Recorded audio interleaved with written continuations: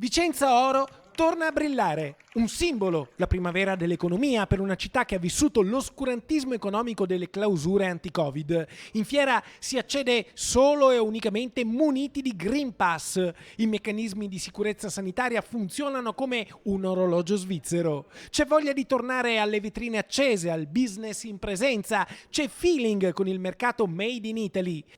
750 aziende a caccia della ripresa che scelgono Vicenza dopo il deserto, il silenzio, dopo il buio dei padiglioni spenti con Vicenza Oro cancellata nel 2020.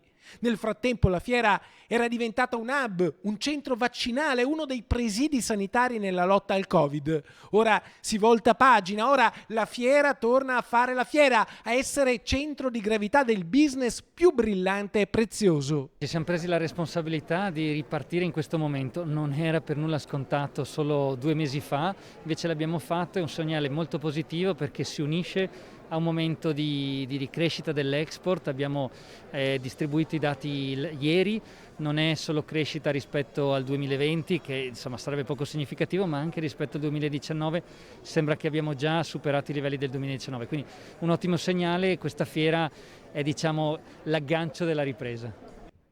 Da oggi al 14 settembre Vicenza Oro riallaccia il rapporto coi compratori internazionali, confermando i numeri dei primi 5 mesi del 2021, che hanno registrato, rispetto al 2019, un più 2,8%. Un buon segnale per il distretto orafo vicentino, per tutta la città.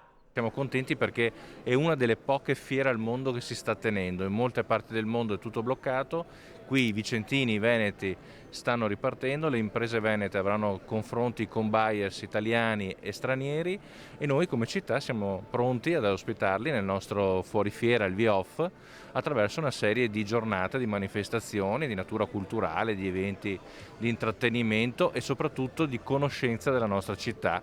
Io voglio essere come sempre, non dico tanto ottimista, ma realista, perché qui ci sono le basi per una ripartenza vera. Oggi Vicenza Oro è un termometro che indica che la temperatura del mercato si alza dopo il congelamento del lockdown. È un simbolo, un buon augurio, è l'idea che ricominciare in sicurezza si può fare. È la voglia di ripartire da ieri per guardare a domani e in fondo un ritorno al futuro.